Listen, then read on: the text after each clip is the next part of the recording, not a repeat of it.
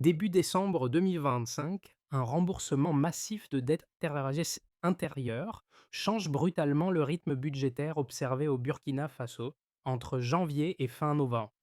Novembre, 200 milliards et sont annoncés payés. L'encours recule nettement, versant une pression persistante sur liquidités, crédit local et confiance financière nationale fragile récente. Que change réellement ce basculement pour l'économie quotidienne et pour ceux qui évaluent la stratégie importée par Ibrahim Traoré aujourd'hui, même maintenant? Au-delà des chiffres spectaculaires, le récit promet une mécanique, des gagnants possibles et un risque caché que seule la durée permettra de confirmer ou d'infirmer. La promesse de ce récit, et c'est clair, comprendre si la baisse rapide de la dette intérieure signale une trajectoire durable ou un ajustement fragile. Le bénéfice attendu est raide et précis. Distinguer signal budgétaire crédible et soulagement temporaire risqué. L'enjeu dépasse l'annonce chiffrée car la dette intérieure n'est pas un indicateur abstrait. Elle conditionne la liquidité, le crédit et la confiance des acteurs nationaux. Quand l'État rembourse, il libère potentiellement des flux. Quand il concentre l'effort, il peut aussi déplacer la contrainte ailleurs. Dans ce cadre, la question centrale, la Sarah, n'est pas de savoir si le montant impressionne, mais si la mécanique peut se répéter sans créer une tension nouvelle. Le récit attribue l'effort à une discipline budgétaire plus stricte et à une mobilisation accrue des ressources internes, présentées comme préférables aux emprunts extérieurs. Sous l'angle d'Ibrahim Traoré, l'enjeu devient stratégique. Payer vite pour respirer sans assécher l'activité ni dépendre de recettes cycliques. Ce texte s'engage donc à suivre la chaîne complète. Décision, transmission, effet, puis limite observable. À partir de là, un repère chiffré s'impose pour cadrer le regard. Deux chiffres suffisent à déplacer le regard. 200 milliards de francs CFA remboursés en 11 mois et un encours intérieur annoncé à 561 milliards fin novembre 2025. Ce contraste par rapport aux 370 milliards mais les observés un an plus tôt ne décrit pas seulement un paiement, il suggère un changement de cadence budgétaire. La mini-révélation tient déjà là. Ce qui compte n'est pas l'ampleur isolée du remboursement, mais le rythme qu'il impose à l'économie domestique. Dans le récit, réduire rapidement et diluant la dette intérieure revient à desserrer un nœud de liquidité qui liait administration, banques et secteur privé. Lorsque l'encours recule, les arriérés se résorbent, les flux se normalisent et la pression sur les taux locaux peut s'atténuer. Cette mécanique est présentée comme l'effet recherché d'une stratégie assumée par Ibrahim Traoré, orientée vers l'autonomie financière et la discipline. Le contexte, cependant, mérite d'être resserré. La dette intérieure est décrite comme un poids préalable. Elle ralentissait les paiements publics, la tendait la trésorerie des entreprises et compliquait l'accès au crédit. L'annonce de décembre 2025 agit alors comme un révélateur, car elle signale une volonté d'exécuter vite sans s'appuyer d'abord sur des emprunts extérieurs. Le récit insiste sur trois leviers internes mobilisés de concert: agriculture modernisée, industrie de transformation et secteur minier. Et l'idée n'est pas de substituer un moteur unique, mais de synchroniser plusieurs sources de recettes pour soutenir un objectif précis. À ce stade, la question ouverte en ouverture commence à se refermer partiellement. Le chiffre impressionne, mais la logique qu'il incarne est plus déterminante. Payer la dette intérieure pour libérer à la somme de la liquidité et envoyer un signal de crédibilité aux acteurs nationaux. Ibrahim Traoré apparaît non comme un simple messager, mais comme l'arbitre d'une méthode budgétaire qui privilégie le contrôle, la collecte et la réallocation. Reste une zone d'ombre volontaire. Cette cadence peut-elle se maintenir lorsque le contexte international demeure instable et que de nouveaux projets publics émergent? Le récit pose le cadre. La solidité de la trajectoire reste à éprouver. Pour ne pas rester au niveau macro, le récit descend ensuite d'un cran. Pour rendre la mécanique lisible, le récit quitte un instant les tableaux macroéconomiques et adopte un point de vue plus proche du terrain. Il ne s'agit pas d'un héros unique, mais d'une chaîne d'acteurs affectés par le desserrement de la dette intérieure. La figure politique fixe la priorité, puis l'exécution descend vers des situations concrètes. Premier cas bref, une entreprise locale qui attendait des paiements publics réguliers mais tardifs.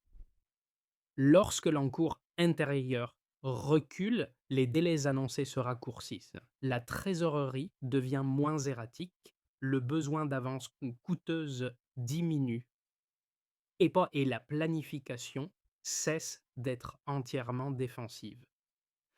Rien n'indique un gain spectaculaire, seulement une normalisation qui réduit l'incertitude quotidienne. Dans ce cadre, la baisse de la dette n'est pas perçue comme un cadeau, mais comme une restauration de prévisibilité. Second cas, tout aussi discret, un producteur agricole bénéficiant d'infrastructures d'irrigation évoquées dans le récit. Une production plus régulière permet de livrer selon un calendrier plus stable, d'encaisser plus tôt et de dépendre moins d'un crédit cher et volatile. Lorsque l'État affirme payer ses propres engagements, le signal se propage. La confiance ne monte pas d'un coup, elle s'installe par répétition. Ces effets précoces ne prouvent pas sa base une transformation structurelle. Ils indiquent plutôt une direction. Le rôle attribué à Ibrahim Traoré dans cette lecture est celui d'un arbitre qui impose un tempo et accepte que les bénéfices initiaux soient modestes mais visibles. Le sens à retenir est simple. Moins d'attente, moins de tension, plus de lisibilité. Une fois ces premiers effets posés, la chronologie du basculement devient essentielle. La séquence décrite s'organise comme un enchaînement en 3 temps, où chaque étape prépare la suivante sans rupture apparente. Tout commence par l'activation, qui n'est pas un événement isolé, mais une décision de méthode. Le gouvernement resserre le pilotage budgétaire, met l'accent sur le contrôle des dépenses jugées non essentielles et insiste sur une meilleure mobilisation des recettes internes. L'objectif affiché n'est pas d'innover par des instruments nouveaux, mais d'exécuter plus strictement ce qui existe déjà. Dans ce cadre, Ibrahim Traoré est présenté comme celui qui fixe la ligne directrice, priorité au financement interne, discipline et réduction de la dépendance aux emprunts extérieurs. La montée en puissance s'opère ensuite par la synchronisation des leviers productifs évoqués dans le récit. L'agriculture modernisée, soutenue par l'irrigation et des méthodes plus régulières, est décrite comme une base de revenus plus prévisible. L'industrie de transformation, notamment agroalimentaire et textile, intervient comme relais, ajoutant de la valeur avant consommation ou exportation. Enfin, le secteur minier est présenté comme un accélérateur capable d'apporter des ressources plus rapides. Pris séparément, aucun de ces moteurs ne suffirait. Ensemble, ils forment la justification d'un effort de remboursement concentré dans le temps. La montée atteint son point culminant avec l'annonce rendue publique après le Conseil des ministres du 4 décembre 2025. Entre janvier et fin novembre, 200 milliards de francs CFA auraient été remboursés et l'encours intérieur serait tombé à 161 milliards contre 370 milliards à la même période l'année précédente. Ce moment agit comme un pivot narratif. Il ne marque pas seulement un résultat comptable, mais un changement de rythme. L'État montre qu'il peut payer vite et beaucoup sur une période courte. Viennent alors les répliques immédiates. Le récit évoque une confiance renforcée des investisseurs nationaux grâce à des institutions financières, une stabilisation du marché financier et une libération de liquidités dans l'économie. Cette liquidité, affirme-t-il, soutiendrait le secteur privé et desserrerait la pression sur les taux d'intérêt locaux. Dans cette lecture, Ibrahim Traoré ce n'est pas seulement associé à l'annonce, il est lié à l'architecture de la trajectoire, pensée pour convaincre que la discipline peut produire des effets tangibles. Mais la séquence ne se ferme pas sur une certitude. Elle se conclut par une tension résiduelle. Le remboursement massif est posé comme un signal fort, sans être présenté comme une garantie définitive. De nouveaux projets publics, un environnement international instable ou une variation des recettes internes peuvent perturber l'équilibre. L'événement est donc à la fois un sommet et un test. L'idée clé se résume ainsi: le basculement est réel, mais sa répétition reste l'enjeu central. Pour tester la cohérence de cette histoire, le récit revient aux trois rois nombres qu'il ordonne de 370 milliards d'encours intérieurs à 161 milliards annoncés, après 200 milliards remboursés sur la période considérée, la trajectoire décrite suit un schéma clair de base vers variation. Cette bascule chiffrée est présentée comme le résultat d'une exécution budgétaire accélérée plutôt que comme un simple ajustement comptable ponctuel. Le premier nombre, l'encours initial, sert de point de référence. À ce niveau, la dette intérieure est décrite comme une contrainte diffuse mais persistante. Paiement public ralenti, trésorerie privée surtendue et pression constante sur le crédit local. Dans cette situation, l'État apparaît comme un acteur qui absorbe de la liquidité et comme il y a au lieu de la redistribuer. La dette fonctionne alors comme un frein, non par son existence abstraite, mais par les délais et les incertitudes qu'elle génère. Le deuxième nombre, l'encours annoncé plus faible, maintenant joue un rôle de contraste. Le récit explique cette baisse par un pilotage budgétaire plus strict, combinant réduction de dépenses jugées non essentielles et amélioration de la collecte des ressources internes. La logique avancée est mécanique. Lorsque l'État réduit ce qu'il doit à court terme à ses créanciers domestiques, il relâche progressivement la tension sur les circuits financiers internes. La dette cesse d'être un réservoir d'attente et devient un flux gérable.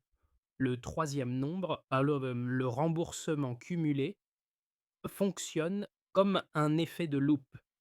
Il illustre l'intensité de l'effort consenti et la rapidité d'exécution revendiquée. Dans le récit, rembourser autant sur une période resserrée n'est pas présenté comme un coût isolé, mais comme la conséquence d'une mobilisation coordonnée des recettes issues de l'agriculture modernisée, de l'industrie de transformation et du secteur minier. Chaque levier est décrit comme imparfait pris seul, mais crédible lorsqu'il est combiné aux autres. À ces chiffres s'ajoute une explication qualitative essentielle. Le texte insiste sur le mécanisme de transmission. Moins de dette intérieure signifie en principe moins d'arriérés, des délais de paiement raccourcis et une circulation plus fluide de la liquidité. Cette fluidité est censée soutenir le secteur privé et réduire la pression sur les taux locaux, sans qu'aucune promesse automatique ne soit formulée. ne soit formulé. Le lien est présenté comme probable non garanti. Dans cette lecture, Ibrahim Traoré s'est associé à la cohérence de l'ensemble plutôt qu'à la performance brute. Il incarne une orientation où la réduction de la dette intérieure devient un instrument de stabilisation macroéconomique, au même titre que la discipline budgétaire et la mobilisation des ressources internes. Le chiffre n'est pas isolé, il est intégré dans une méthode. La limite est explicitement reconnue. Les chiffres décrivent un moment et un rythme, pas encore une trajectoire irréversible.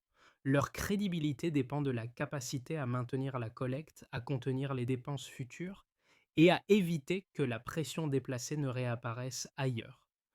Autrement dit, la preuve quantitative est convaincante par sa cohérence interne, mais elle reste conditionnelle.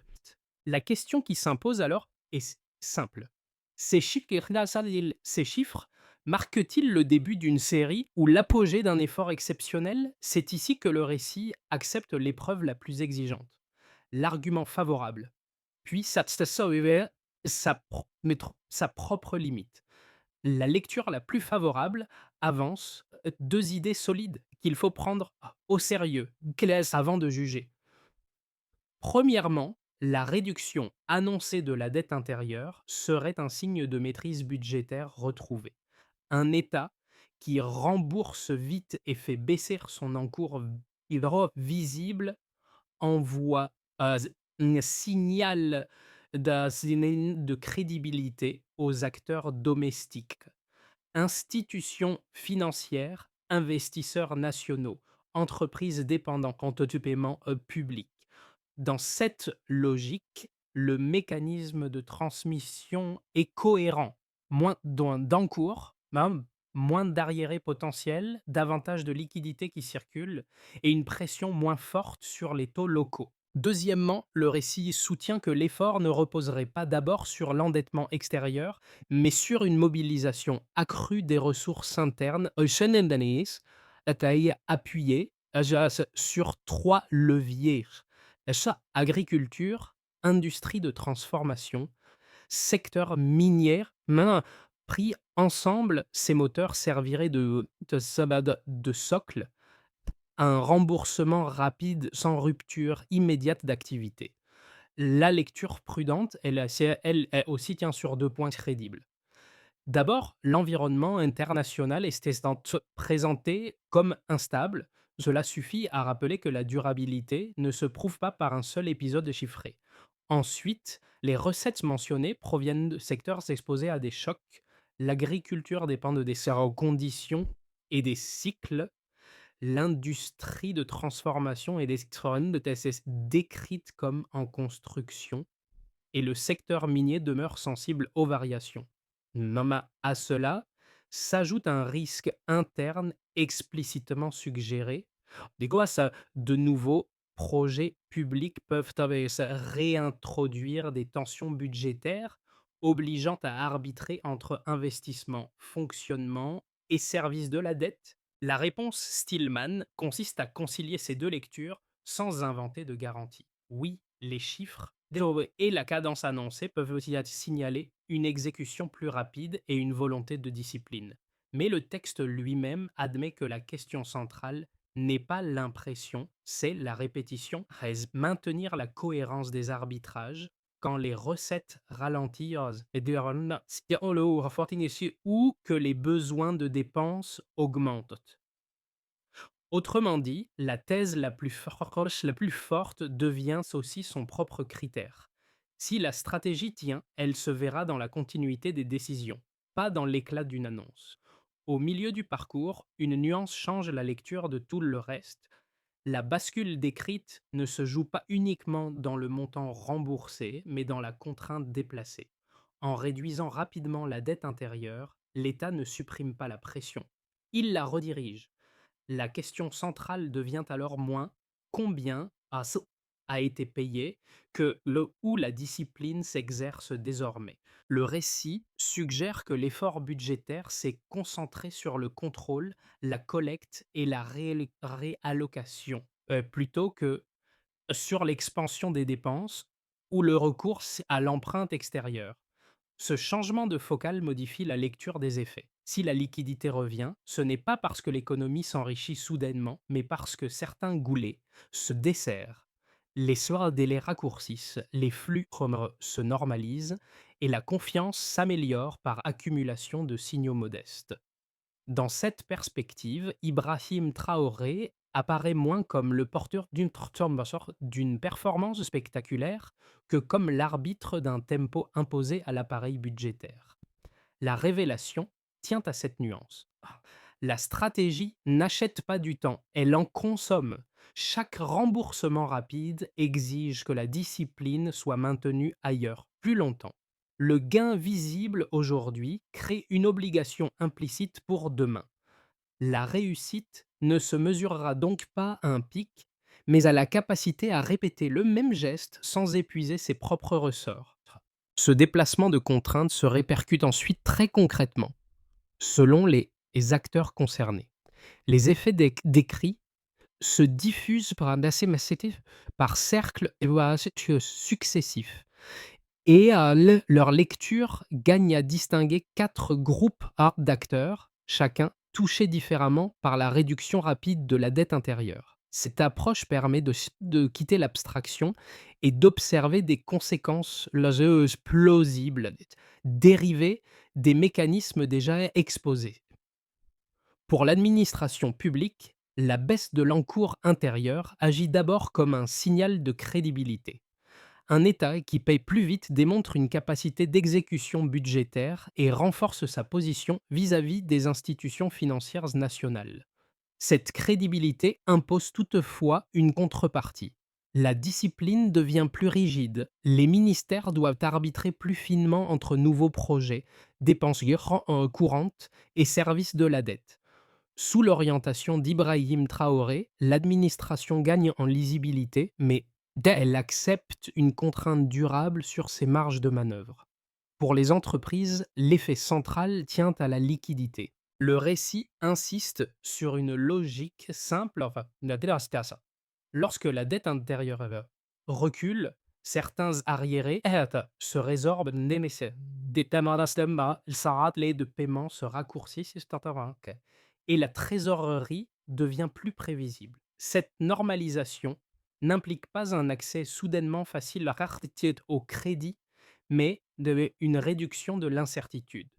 Les entreprises peuvent planifier leurs stocks, leurs investissements et leurs embauches avec moins de ruptures brutales.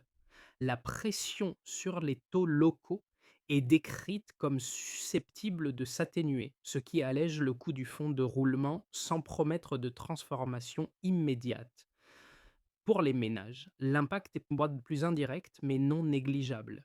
Une économie non mon décontendu se traduit par une perception accrue de stabilité, notamment dans les secteurs mis en avant par le récit agriculture, dans sa transformation et activité minière.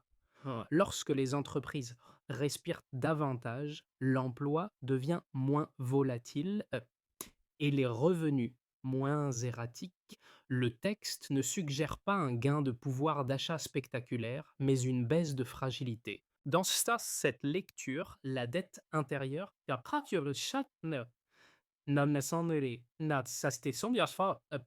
n'est pas seulement un chiffre, elle conditionnait le climat économique quotidien. Pour l'environnement régional et les partenaires, la trajectoire annoncée envoie un message distinct: réduire rapidement la dette intérieure tout en limitant le recours aux emprunts extérieurs est présenté comme une affirmation de souveraineté financière. Le pays se distingue d'autres contextes marqués par une hausse continue de l'endettement. Sous l'impulsion d'Ibrahim Traoré, cette orientation est lue comme un repositionnement. Ça ressemble moins de dépendance visible, plus de responsabilité interne. La contrepartie est claire. Cette posture il sera jugée à la durée et non à l'effet d'annonce. Pris Ensemble, ces effets composent en un tableau et soit nuancé. La réduction de la dette intérieure crée une respiration réelle, mais elle redistribue aussi les exigences. Chaque groupe gagne en visibilité, tout en acceptant une discipline plus soutenue. À ce point, le récit invite à se projeter, non pour prédire, mais pour vérifier la résistance de la mécanique. À horizon de 6 à 12 mois, le récit permet de construire 3 trajectoires plausibles, sans même s'ajouter d'hypothèses chiffrées. Elles ne sont pas des prédictions, mais des tests de cohérence fondés sur les mécanismes décrits dans un scénario de continuité sous contrainte. La discipline budgétaire se maintient et la mobilisation des recettes internes reste suffisamment régulière.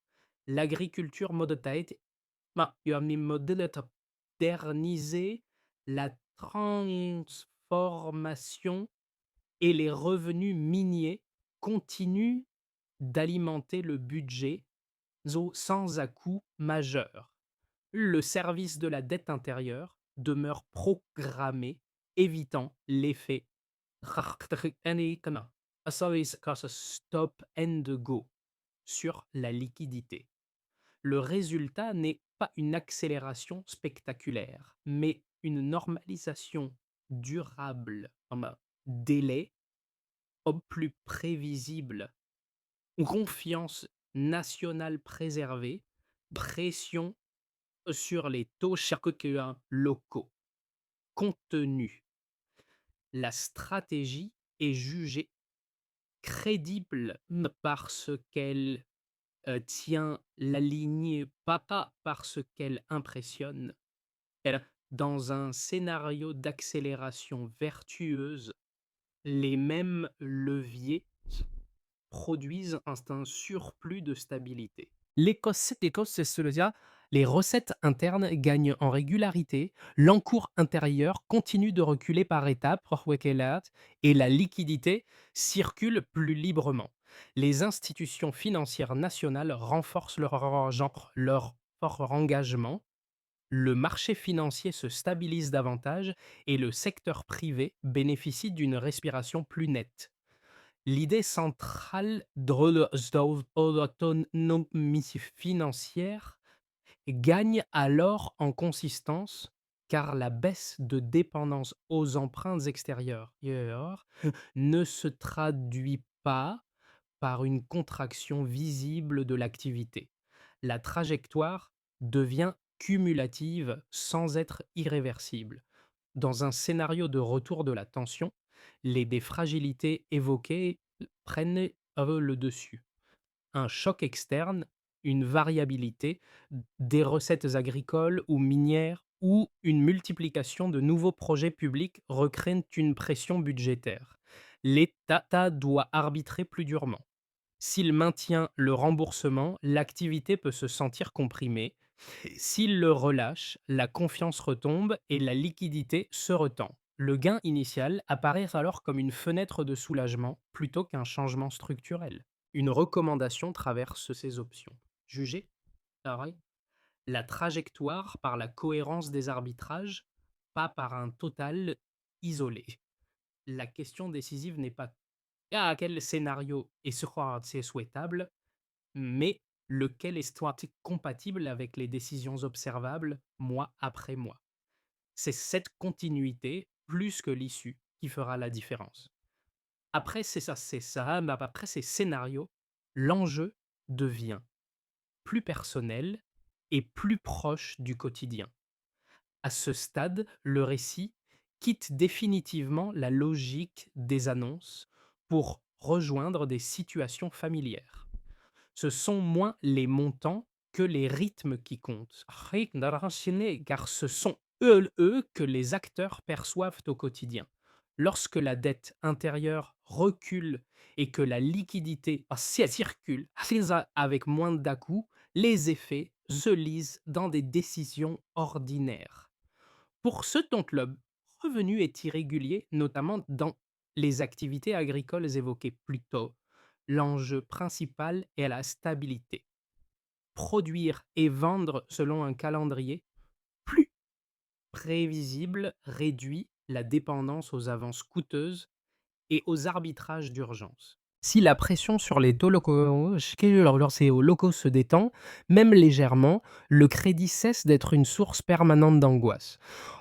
Le bénéfice n'est pas un enrichissement soudain, mais une baisse du risque de rupture. Pour les petites et moyennes entreprises, le changement se mesure en visibilité. Des paiements plus fluides et des délais moins erratiques et les permettent de gérer les stocks, de planifier les achats et de décider sans attendre un signal exceptionnel. Une entreprise n'investit pas parce qu'un chiffre national impressionne, mais parce que l'incertitude recule suffisamment pour rendre l'avenir lisible à court terme. Pour les citoyens attentifs à la gouvernance, l'attention se déplace vers la cohérence. La réduction de la dette intérieure n'a de valeur que si elle s'accompagne de règles compréhensibles et d'arbitrage expliqué. La confiance ne naît pas d'un discours, mais de la répétition de décisions alignées entre recettes, dépenses et priorités. Deux gestes simples permettent alors de juger sans expertise technique. Observer si les délais de paiement se raccourcissent réellement. Suivre si la tension sur le crédit local se détend de façon continue. C'est dans ces signaux modestes, mais répétés, que la trajectoire annoncée devient crédible ou se fragilise. Si l'on veut suivre cette trajectoire sans se perdre, une grille de lecture opérationnelle s'impose.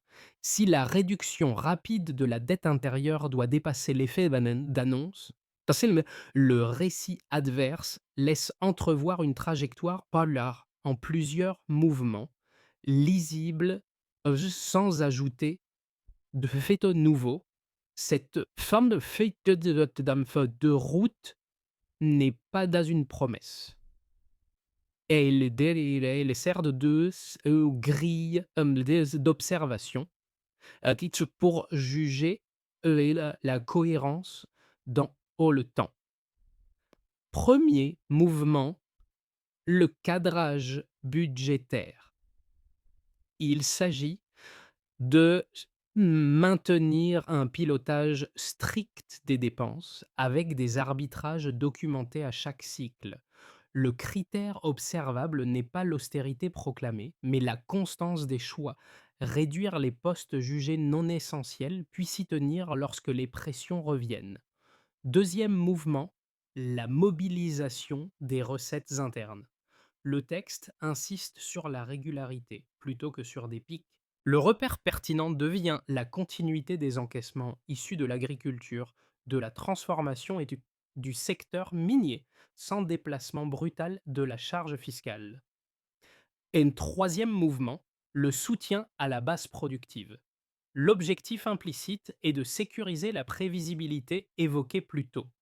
Irrigation, transformation et organisation des filières doivent produire des volumes plus réguliers, condition nécessaire pour rendre les recettes moins cycliques. Quatrième mouvement, la gestion programmée de la dette intérieure. Éviter l'effet stop and go sur la liquidité suppose un calendrier lisible du service de la dette avec des points d'étape. Les indicateurs évoqués sont simples: évolution de l'encours, délai de paiement et lien avec la tension sur les taux locaux. Cinquième mouvement, la transparence. Publier des bilans clairs reliant recettes, dépenses et dettes à date fixe devient central pour ancrer la crédibilité. Sous l'orientation d'Ibrahim Traoré, la stratégie n'est jugée qu'à cette aune. La cohérence entre annonce et exécution. Cette feuille de route ne garantit pas le succès, elle offre un test. Si chaque étape tient, la trajectoire gagne en solidité. Si l'une cède, l'effet initial se dilue. Au bout du compte, le récit revient à ce qui se voit le mieux. Les Les scènes ordinaires. Le récit revient à l'image la plus simple, déjà esquissée plus tôt. Celle d'un acteur qui attend moins longtemps, une entreprise qui règle ses fournisseurs sans retard excessif, un producteur qui vend selon un calendrier plus stable. Ces scènes modestes valent plus qu'un tableau de chiffres. Et de traduisent la mécanique en expérience vécue. Tout au long de cette trajectoire, la dette intérieure cesse d'être un total abstrait pour redevenir un facteur de rythme. Quand elle recule, l'économie respire. Quand elle stagne, l'attente s'allonge. Le sens de la stratégie décrite tient dans cette alternance et dans la capacité à maintenir le tempo sans épuiser les ressorts internes. Ibrahim Traoré apparaît alors non comme le porteur d'un symbole isolé, mais comme le point de convergence d'une série de choix répétés. Le rappel essentiel est cela. Un chiffre n'a de valeur que s'il s'inscrit dans une continuité observable. La réduction annoncée crée une fenêtre, pas une certitude. Elle ouvre un espace où la confiance peut se reconstruire, à condition que la discipline ne se relâche pas dès que la pression baisse. La confiance se prouve dans la durée. Ce retour au motif initial ferme la boucle. Le débat raisonnable ne porte plus sur l'effet d'annonce, mais sur la capacité à répéter le même geste, saison après saison, décision après décision. Reste alors une sortie simple. Que faire de cette histoire sans céder ni à l'enthousiasme ni au scepticisme automatique? C'est sous ce terme de ce parcours, le geste le plus utile n'est ni l'adhésion automatique, ni le rejet réflexe. Il consiste à classer ce qui relève du symbole et ce qui relève du mécanisme. Le symbole, c'est de l'affirmation d'autonomie associée à un remboursement rapide de la dette intérieure. Le mécanisme, c'est la combinaison précise décrite tout au long du récit. Discipline budgétaire, mobilisation de ressources internes, mamanese, et gestion programmée de la liquidité. L'invitation est donc simple et exigeante à la fois. Observer dans les mois qui viennent si les délais de paiement continuent de se raccourcir. Regardez si la tension sur le crédit local se détend de façon régulière. Suivre si les nouveaux projets publics restent compatibles avec l'effort de remboursement. Ce sont ces signaux, plus que les annonces, qui permettront d'évaluer la trajectoire portée sous Ibrahim Traoré. Ce débat n'est pas réservé aux hommes spécialistes. Il concerne tous ceux qui vivent des rythmes économiques, entreprises, ménages, administration. La question finale reste ouverte et elle mérite d'être posée calmement. Qu'est-ce qui, pour vous, prouverait que cette stratégie est réellement durable?